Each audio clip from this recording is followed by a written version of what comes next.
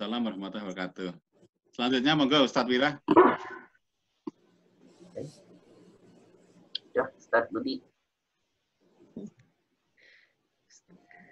أعوذ بالله السميع العليم من الشيطان الرجيم بسم الله الرحمن الرحيم فبأي آلاء ربكما تكذبان سنفرغ لكم أيها الثقلان فبأي آلاء ربكما تكذبان يا معشر الجن والإنس إن استطعتم أن تنفذوا من أقطار السماوات والأرض فانفذوا لا تنفذون إلا بسلطان فبأي آلاء ربكما تكذبان يرسل عليكما شواظ من نار ونحاس فلا تنتصران فبأي آلاء ربكما تكذبان Sadaqallahul Azim. Sadaqallahul Azim. Terima kasih Ustaz Wira. Untuk selanjutnya adalah siraman rohani yang akan disampaikan oleh Ustadz Musa Jundana Ihsan. Kita ada waktu sekitar 45 menit Ustadz. Kita akan buka itu di sini jam 5.34 kalau nggak salah hari ini. Nanti silakan saja mungkin diatur berapa panjang ceramahnya. Terus kalau tadi menginginkan banyak diskusi, nah ini mau kita manut saja. Monggo Ustadz, kami persilahkan. Bismillahirrahmanirrahim. Assalamualaikum warahmatullahi wabarakatuh.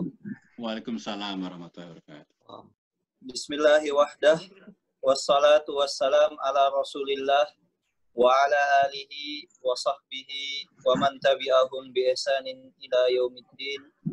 Amma ba'du. Pertama-tama marilah kita panjatkan puja dan puji syukur kita kehadirat Allah Subhanahu wa taala yang telah memberikan kita nikmat sehat sehingga kita bisa berpuasa dan berkumpul di meeting room hari ini. Kemudian tak lupa juga perlu kita syukuri selalu nikmat iman dan nikmat Islam yang sampai detik ini kita masih mempunyainya. Kemudian salawat dan salam tak lupa kita curahkan kepada junjungan kita Nabi Muhammad sallallahu alaihi wasallam. Kemudian kepada para sahabatnya, tabi'in, dan semoga seluruh pengikutnya hingga akhir kiamat kelak selalu dinaungi rahmatullah Allah Subhanahu wa taala. Kemudian kami ucapkan terima kasih kepada Umi, ya benar ya Pak ya, Umi betul.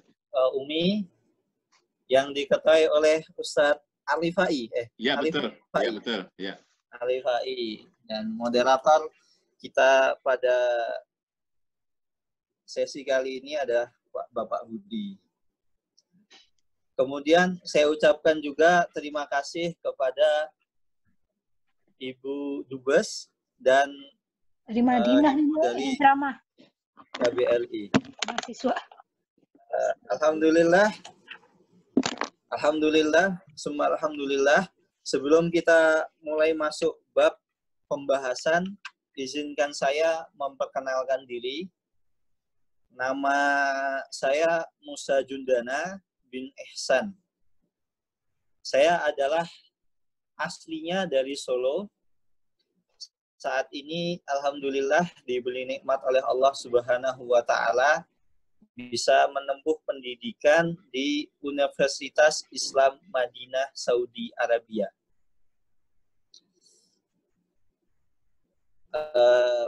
Kemudian status saya alhamdulillah sudah menikah, mempunyai 1 anak perempuan.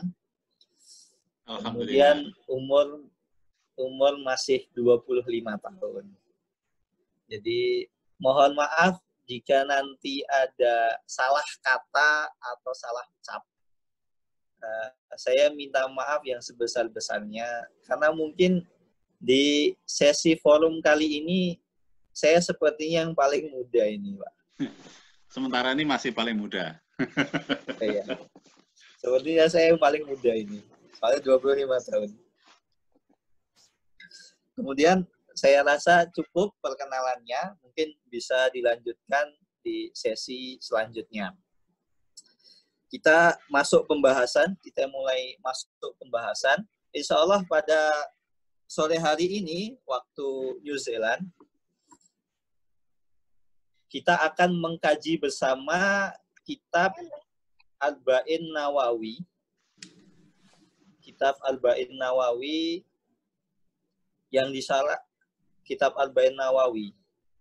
Ini kenapa saya memutuskan untuk pembahasan kitab Arba'in Nawawi, karena penulis Arba'in Nawawi, yaitu Imam Nawawi, beliau adalah salah satu ulama yang bermadhab Syafi'i.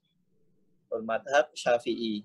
Yang mana madhab Syafi'i ini termasuk madhab paling banyak penganutnya di dunia. Terlebih lagi mayoritas masyarakat kita di Indonesia adalah bermadhab Syafi'i. Kita masuk mulai pembahasan hadis pertama, yaitu tentang hadis innamal a'malu binniyat.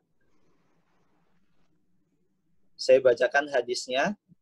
An Amiril Mukminin Abi Hafsin Umar bin Khattab radhiyallahu taala anhu qala sami'tu Rasulullah sallallahu alaihi wasallam yaqul.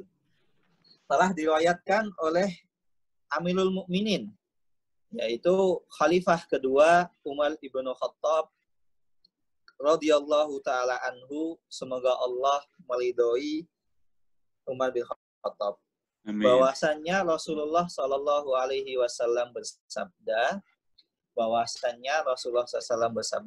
innamal a'malu binniyat.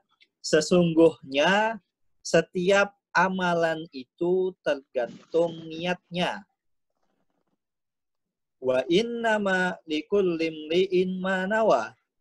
Dan setiap orang itu tergantung atas apa yang ia niati. Faman kanat hijratuhu ilallahi wa rasulihi fa hijratuhu ilallahi wa rasulihi. Dan barang siapa yang niat hijrah berubah, niat kalau zaman sekarang insya Allah hijrah sudah mulai paham ya, Bapak Ibu, hijrah. Seperti zaman sekarang kan anak model-model anak milenial itu kan, oh yuk kita hijrah, yuk hijrah. Nah, hijrah ini artinya apa sebenarnya? Sebetulnya makna hijrah di sini adalah maknanya adalah keinginan kita untuk berubah dari yang dulunya mungkin, mohon maaf, kurang baik menuju baik. Fa hijratuhu ilallahi wa rasulihi.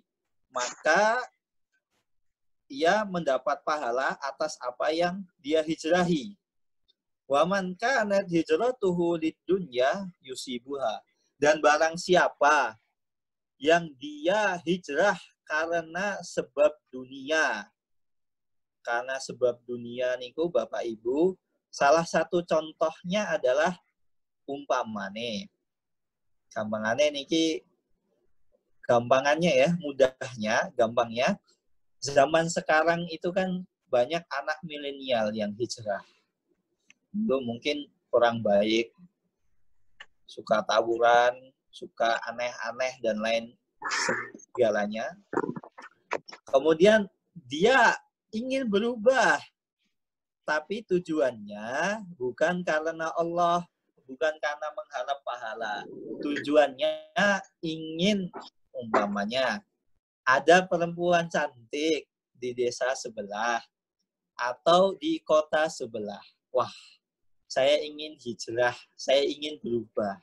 Tapi tujuannya bukan karena Allah. Tujuannya agar perempuan atau orang lain itu menaruh perhatian kepada dia. Dan ini umum, bukan hanya masalah meniatkan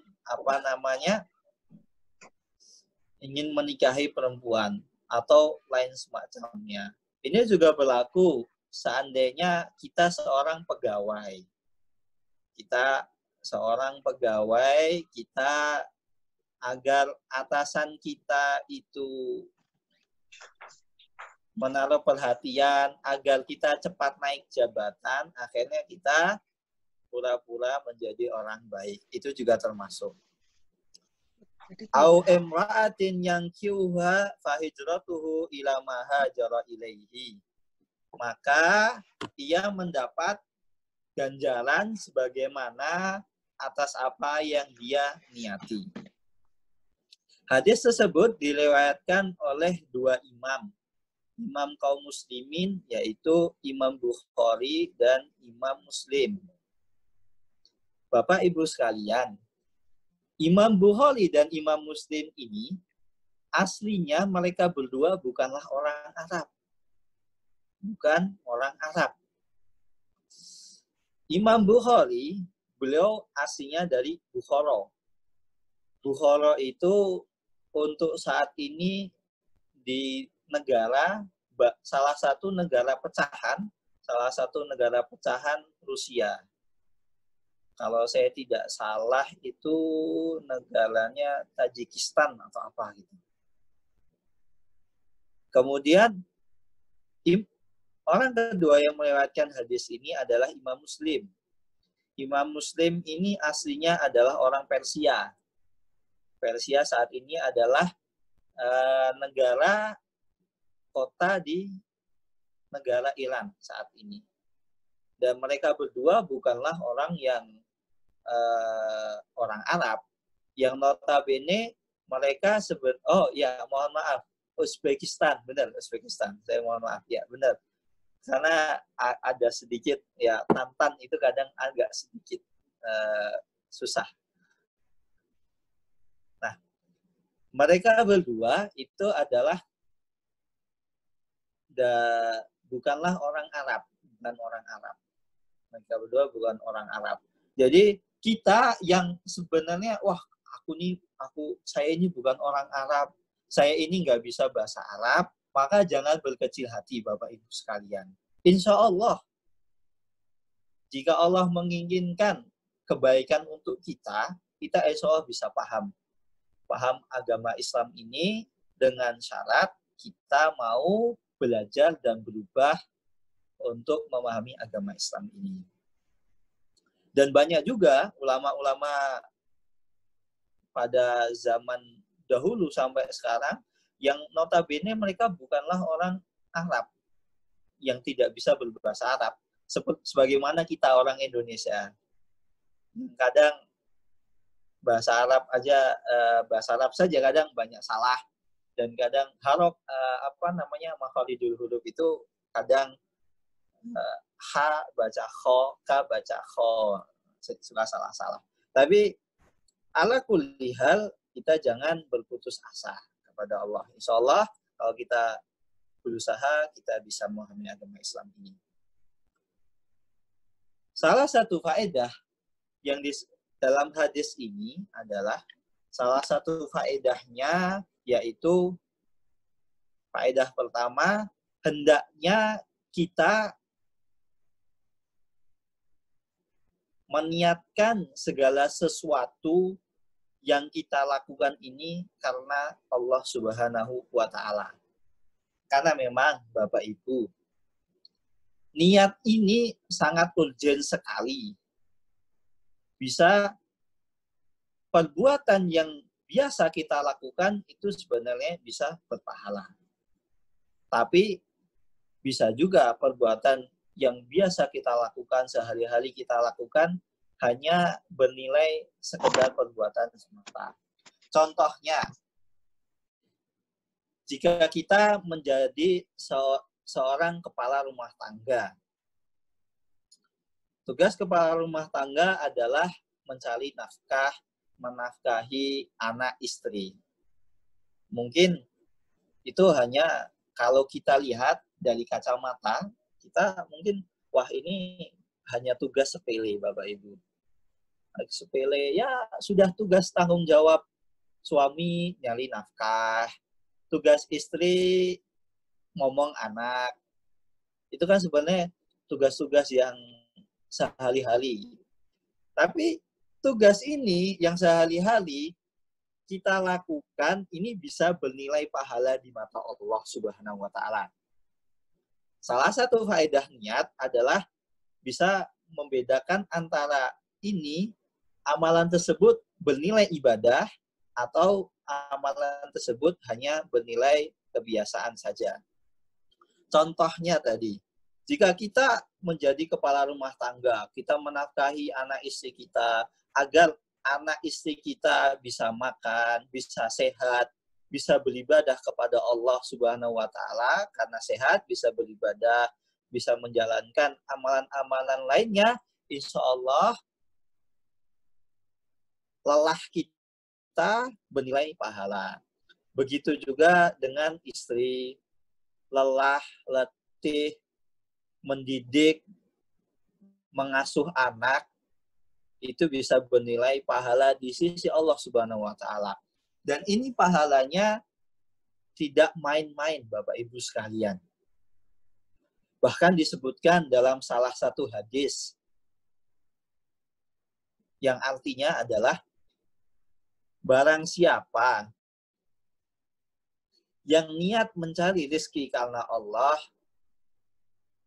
untuk memenuhi kebutuhan keluarganya, maka sungguh apa yang dia suapkan kepada istrinya itu sangat bernilai di sisi Allah Subhanahu wa taala.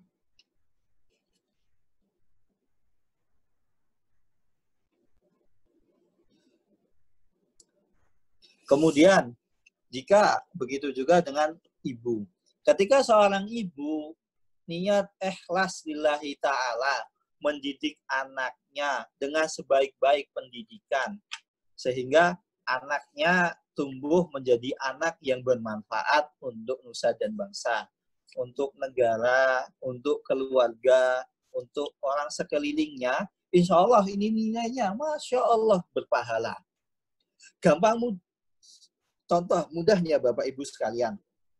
Ini sebenarnya perkara yang sepele. Mungkin kita lihat, wah ini cuma sepele.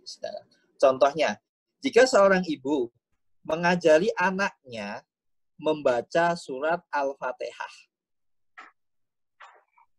Insya Allah Bapak Ibu hafal semua nggih surat Al-Fatihah. Karena minimal dalam sehari kita membaca surat Al-Fatihah itu minimal 17 kali sehari. 17 kali sehari. Nah, seandainya nggih, ibu-ibu niat karena Allah mengajarkan anaknya membaca Al-Fatihah. Sehingga anaknya bisa membaca Al-Fatihah dengan tajwid yang benar, dengan pembacaan yang benar. Masya Allah. Nanti anaknya mengajarkan kepada orang lain lagi. Itu ibunya yang pertama mengajarkan mendapat pahala.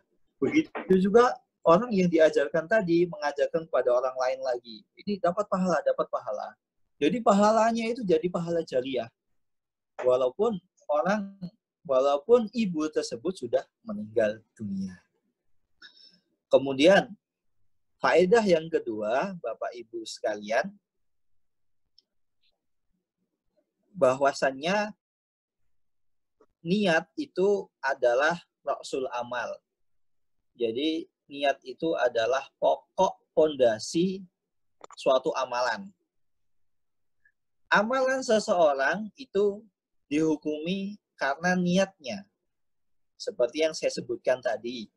Jadi niat itu, niat amalan, kebiasaan bisa menjadi amal ibadah. Bisa menjadi amal ibadah yang bernilai pahalanya banyak sekali. Tapi bisa juga niat itu mencelakakan seseorang. Karena niat adalah dasar seseorang dihukumi amal ibadahnya.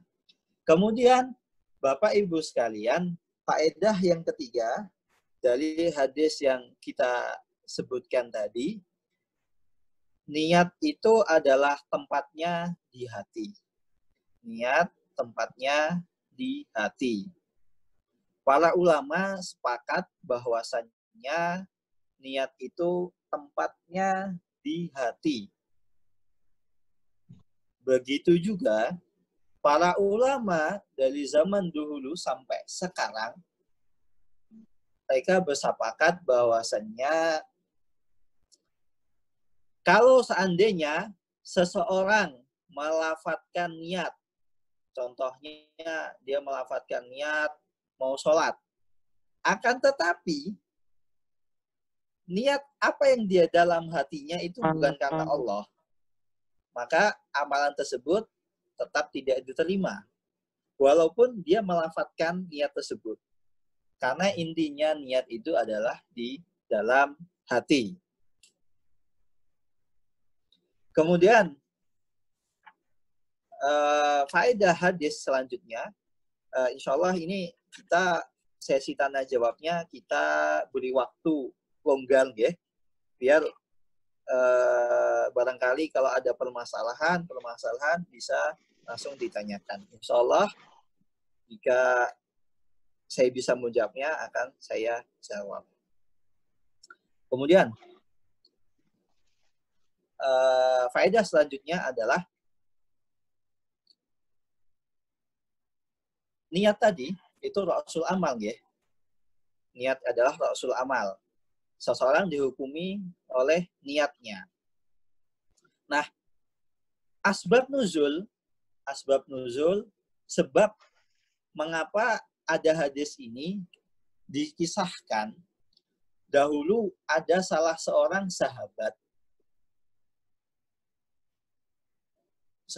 Nabi Shallallahu Alaihi Wasallam itu bernama Abul Qais. Abul Qais ini dulunya tinggal di Mekah. Nah, saat itu Rasulullah Shallallahu Alaihi Wasallam ingin mengajak para sahabatnya untuk hijrah. Karena di Mekah kaum muslimin menerima berbagai macam siksaan, berbagai macam ujian. Akhirnya Allah Subhanahu wa taala memerintahkan kaum muslimin untuk berpindah dari Mekah menuju Madinah. Nah, salah satu sahabat yang diperintahkan untuk hijrah adalah Abul Qais. Namun, Bapak Ibu sekalian, Abul Qais ini niat hijrahnya ke Madinah itu bukan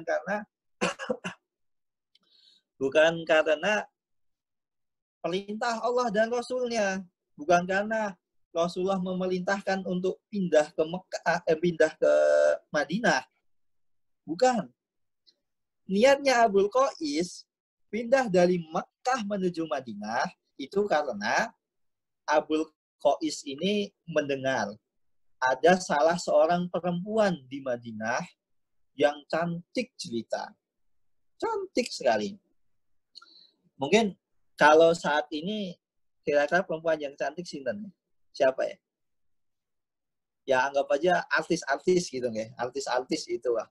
Cantiknya bak artis bak bidadari.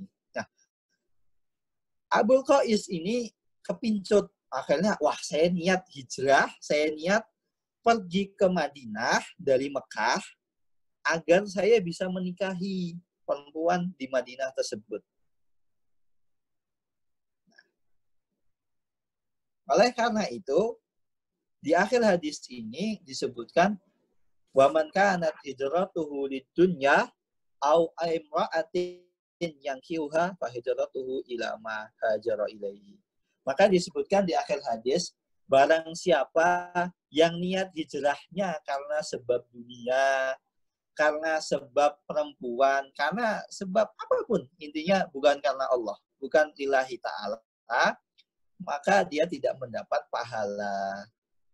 Bahkan bisa jadi dia mendapatkan dosa karena niat yang tidak terpuji tersebut.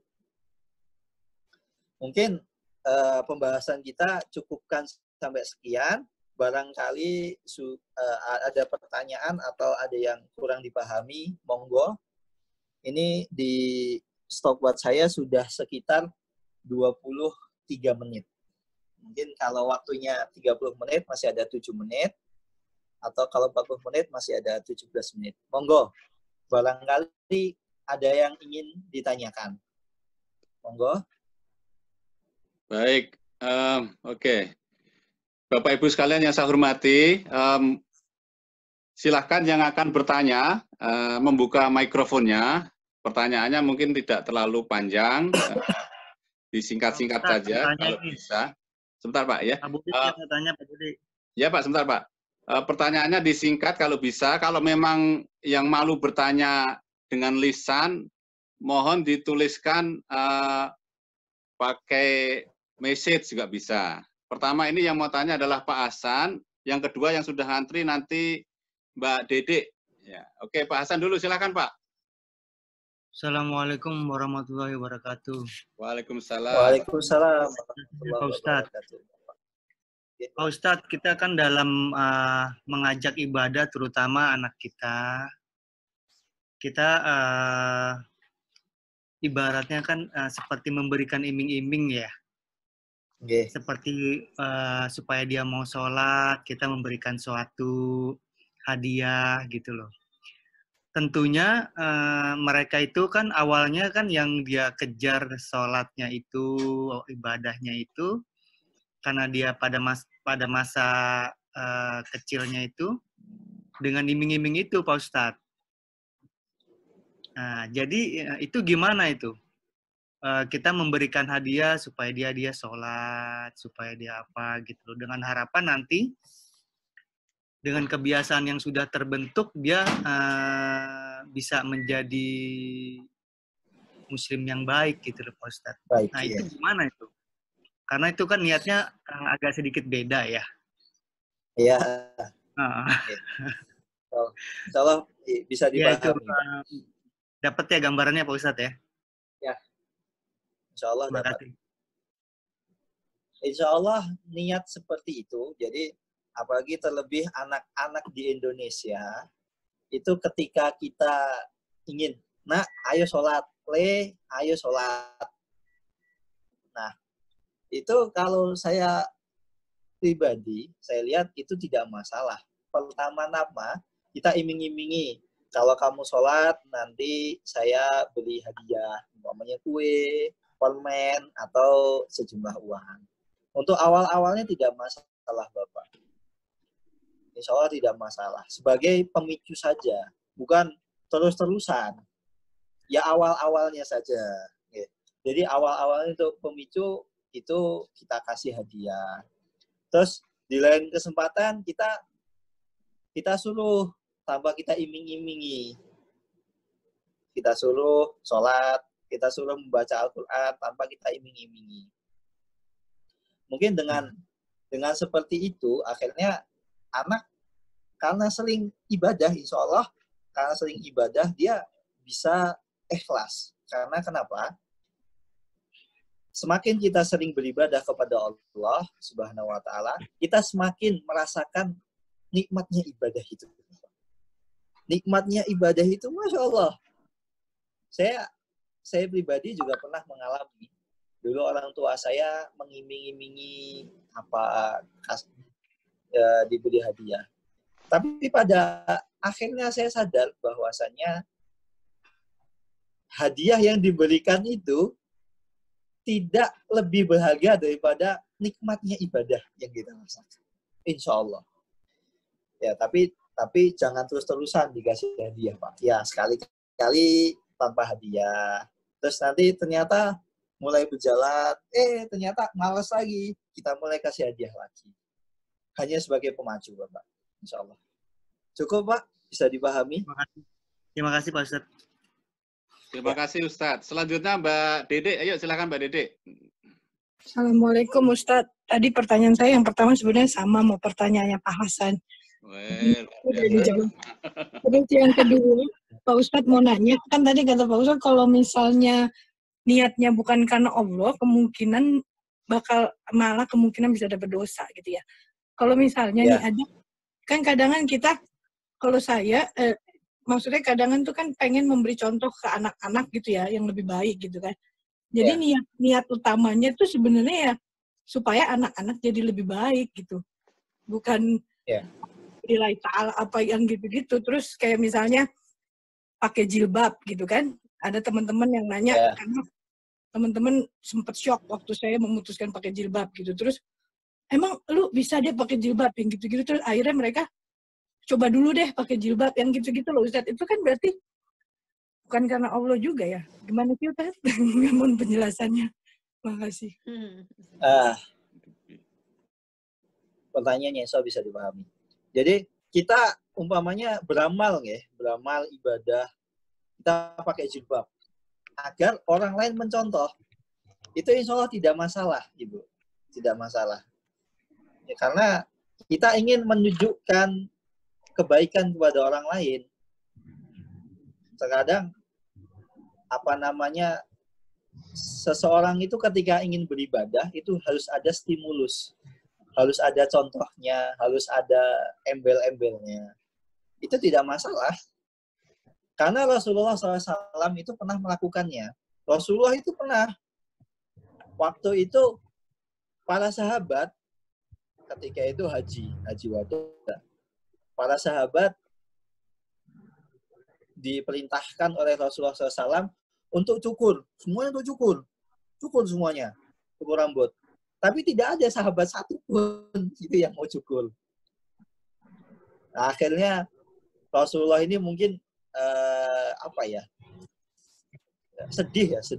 Aduh, saya memerintahkan para sahabat umatku untuk cukur rambut ketika haji. Tapi kok nggak ada. Akhirnya Rasulullah pulang ke rumah, bertemu dengan istrinya, kalau saya tidak salah Maimunah, salah satu istri beliau Maimunah. Kemudian Maimunah ini memberi masukan kepada Rasulullah.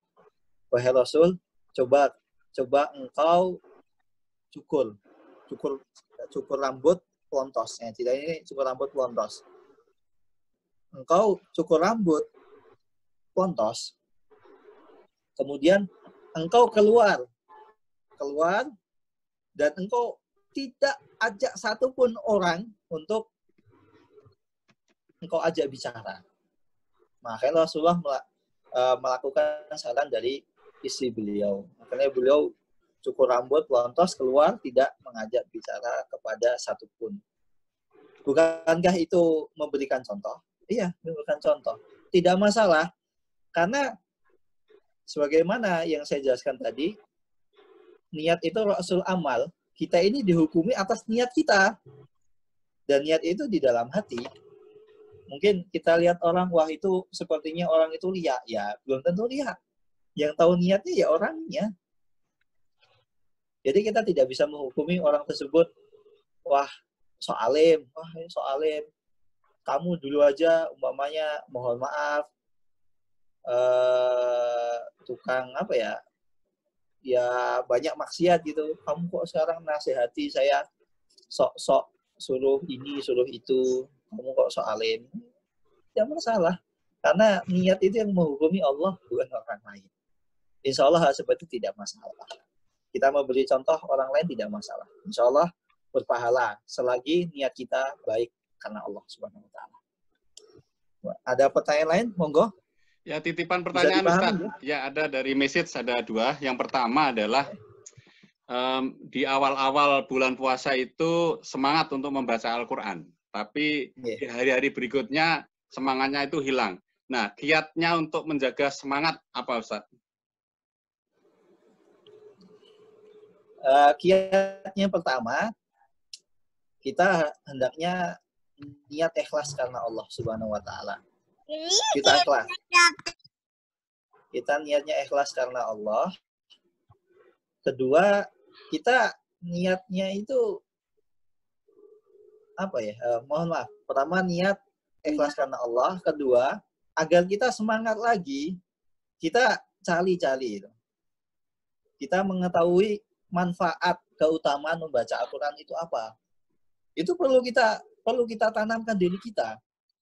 Setelah kita mengetahui, oh ternyata ketika kita membaca Al-Quran, setiap satu huruf yang dibaca itu bisa bernilai pahalanya dikali lipatkan 10 sampai 700.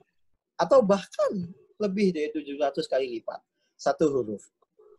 Nah, ketika kita mengetahui ternyata setiap huruf yang kita baca dari Al-Quran itu bernilai 10 sampai 700 kali lipat, bahkan bisa lebih, maka insya Allah akan terbetik niat kita. Niat apa? Niat kita ingin mencari pahala. Semangat kita tumbuh kembali. Mudahnya, ketika kita membaca Bismillahirrahmanirrahim.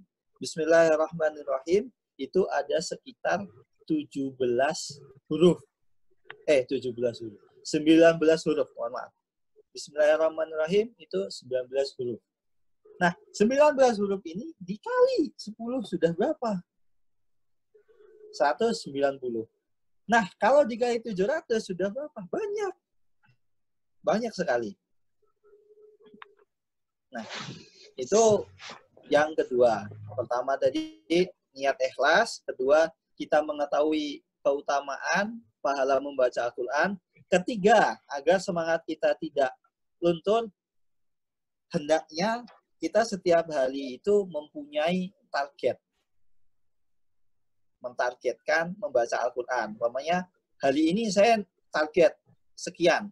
Umpamanya mudahnya, Ramadan ini saya minimal harus khatam sekali. Itu bisa. Setiap selesai sholat itu baca 2 lembar. Setiap selesai sholat 2 lembar. Insya Allah 1 bulan puasa itu 1 kali khatam. Kalau ingin 2 kali, setiap selesai sholat 4 lembar. Insya Allah 2 kali. Begitu. Insya Allah mudah dipahami, ya. Yeah. Ada pertanyaan lagi? Ya, satu lagi titipan Ustadz ya, sebelum mungkin yang lain. Masih terkait dengan niat tadi, ada yang bertanya mengenai bagaimana kiat menjaga kelurusan niat terkait bisikan-bisikan setan yang tidak pernah berhenti. Monggo Ustadz. Oh iya. Ini sebenarnya masih berkaitan dengan pertanyaan sebelumnya, Bapak. Nah, tips selanjutnya, kita harus meyakini semakin besar godaan, bisikan setan kepada kita, maka semakin besar pahala kita. Karena di dalam hadis disebutkan, inna idhamal ajri ma'a idhamil bala. Sesungguhnya besarnya pahala seseorang itu tergantung besarnya cobaan. Cobaan, rintangan. Jadi semakin besar rintangan, semakin besar cobaan, maka insya Allah pahalanya semakin besar. Oleh karena itu, orang yang pahalanya paling besar adalah para nabi dan rasul. Karena mereka, Masya Allah, cobaannya itu besar sekali. Rasulullah mau sholat saja, dilempar batu, ditaruh kotoran unta, kemudian berbagai macam. Mau sholat, diancam dibunuh, dan lain sebagainya. Insya Allah, semakin besar godaannya, semakin besar pula pahalanya. Begitu juga dalam kaitan dunia, ya, Bapak Ibu. Semakin besar jabatan seseorang, itu kan juga semakin besar godaannya. kan berbeda. Umpamanya bawahan dengan atasan kan godaannya berbeda. Nah, seperti itu. Jadi semakin besar godaan, semakin besar pula pahalanya, insya Allah. Monggo. Bisa ya, dipahami, nggih? Ada yang private message lagi untuk pertanyaan. Itu bagaimana kiat supaya sholatnya khusyuk. Terkadang kalau taraweh, ya, surahnya panjang yang dibacakan oleh imam itu pikirannya kemana-mana. Mungkin bisa mikir kolak yang belum dimakan, bisa mungkin mikir rendangnya yang masih jemuran yang belum diangkat, ya Pak. Gimana itu, Ustaz? Pertama, ketika kita beribadah dan kita ingin niatnya khusyuk, ya kita kembali. Kita harus mengikhlaskan niat kita kepada Allah. Pertama, kita harus ikhlas. Ini kita niatnya, kita niatkan ikhlas. Saya ingin beribadah kepada Allah. Kemudian, tips selanjutnya adalah ketika kita beribadah, ketika kita sholat, kita anggap seakan-akan di depan kita ini Allah. Kita menghadap Allah, kita beribadah kepada Allahu Akbar. Depan kita ini Allah. Insya Allah, sholat kita akan khusyuk. Sebagaimana ya, kalau kita sebagai pegawai, di depan kita atasan kita, kan tidak mungkin kita mau mengerjakan perbuatan itu asal-asalan. Harus perfect. Kan tidak mungkin, di depan kita umpamanya bos kita asal-asalan kan, bisa-bisa dipecat. Nah, seperti itu. Makanya kita anggap depan kita ini Allah. Kita beribadah langsung kepada Allah, menghadap Allah. Insya Allah ibadah kita bisa khusyuk. Kemudian tips selanjutnya itu adalah kita anggap ibadah yang kita lakukan saat ini itu adalah ibadah terakhir kita. Setelah ini kita mungkin meninggal atau terjadi kecelakaan. Insya Allah dengan itu kita akan ikhlas. Karena kita anggap, ini ibadah terakhir saya. Saya harus benar-benar ikhlas lillahi ta'ala. Saya harus benar-benar ikhlas. Harus rukuknya, yaitu makninah, takbiratul ihramnya harus benar. Sujudnya harus sesuai perintah Nabi, insya Allah. Itu akan menghadirkan keikhlasan. Kemudian tips keempat,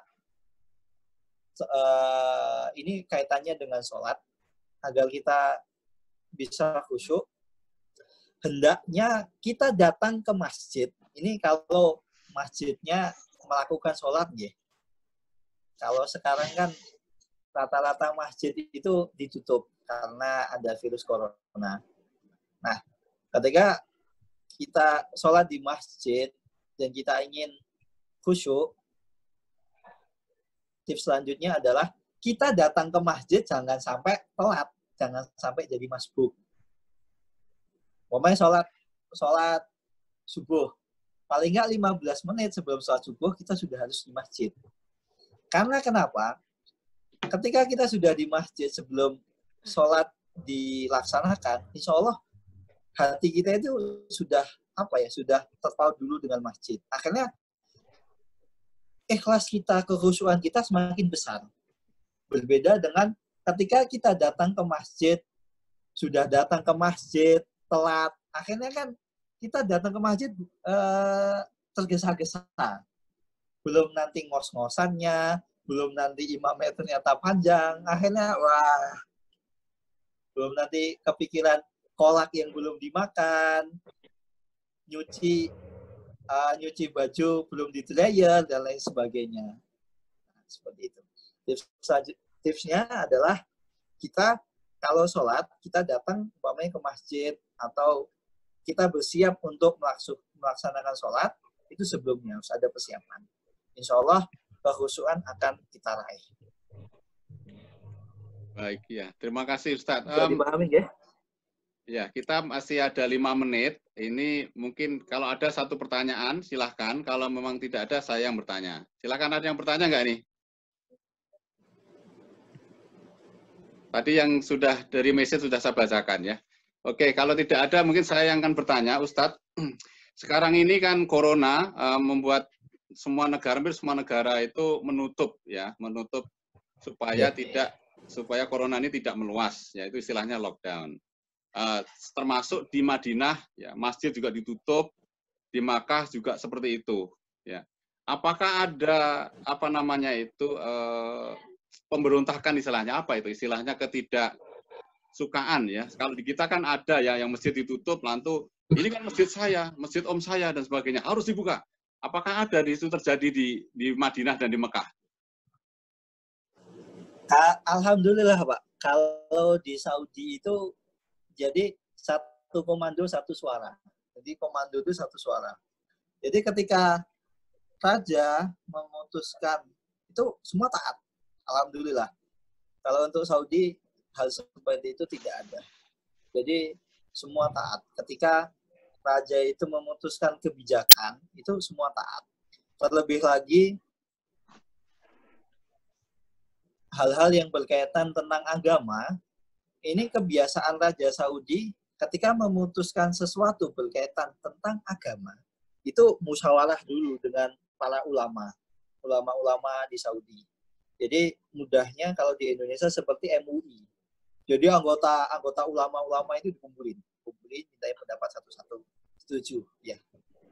Raja mengeluarkan keputusan seperti itu. Oh ya, sebelum ini ada tambahan. Monggo. Nih barangkali kalau ada yang malu bertanya, mungkin di sini malu bertanya atau ada pertanyaan yang sebenarnya ingin bertanya tiba-tiba lupa dan kemudian ingat, nanti bisa kirim pertanyaannya ke WhatsApp saya. WhatsApp saya bisa tanya via WhatsApp atau via Instagram kalau bisa. Nomor WhatsApp saya ada Pak Budi. Ya, nanti saya share. Beliau punya nomor WhatsApp saya.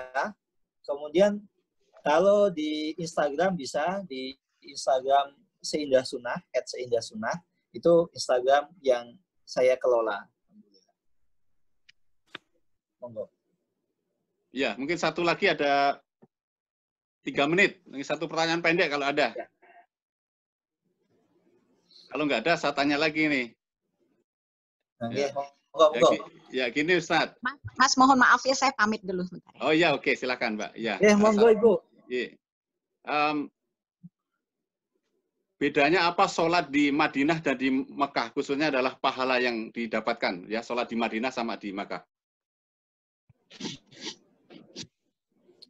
Beda pahala sholat di Mekah dan di Madinah itu ada sebuah hadis sahih dari Rasulullah Shallallahu Alaihi Wasallam. Sholatu fi masjidi hada ta'dilu alaf. Jadi sholat di Masjid Nabawi itu senilai dengan 1000 kali sholat di seluruh masjid kecuali Masjidil Haram dan Masjidil Aqsa.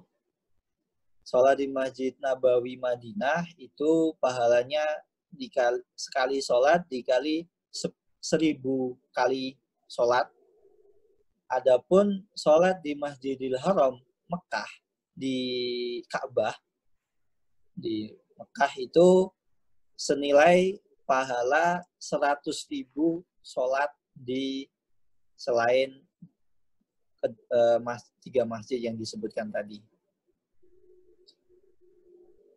Jadi beda pahalanya adalah kalau di Madinah itu 1000, kalau di Mekah itu sholatnya senilai 100.000.